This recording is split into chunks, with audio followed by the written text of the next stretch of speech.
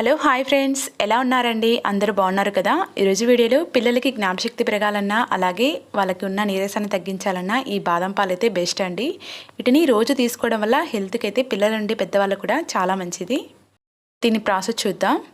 ఇక్కడ నేను పావు కప్పు వరకు బాదం తీసుకొని నైట్ నానబెట్టుకున్నానండి. ఇలా నానబెట్టుకోవడం వల్ల దాని పైన ఉన్న తొక్క అనేది మనకి ఈజీగా వచ్చేస్తుంది.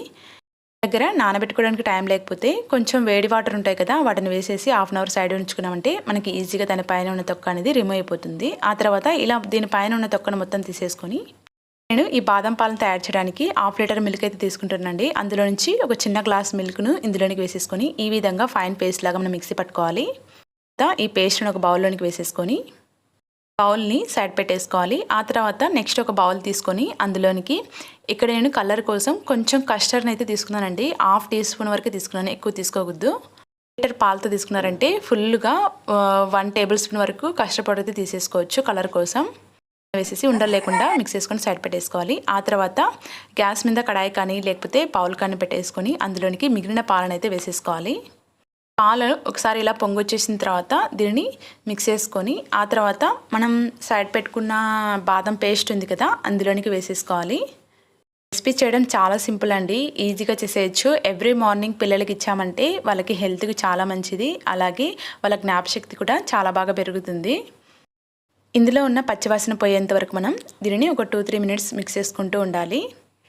కొంతమంది పిల్లలైతే బాదంని తినరు కదా, అలాంటి వాళ్ళకి ఇలా బాదం పాలను తయారు చేసి ఇచ్చారంటే ఒక్కసారి తాగారంటే నెక్స్ట్ టైం కూడా ఇలానే అడిగి మరీ తాగుతారండి, అంత టేస్టీగా ఉంటాయి. ఈ విధంగా తిక్కుగా అయిన స్టేజ్లో మనం రెడీ చేసి పెట్టుకున్న కస్టర్డ్ని ఇందులోనికి వేసేసుకోవాలి. ఈ కస్టర్డ్ పౌడర్ వేసేటప్పుడు కంటిన్యూగా మిక్స్ చేస్తూ ఉండాలండి, లేకపోతే గడ్డలా కట్టేస్తాయి.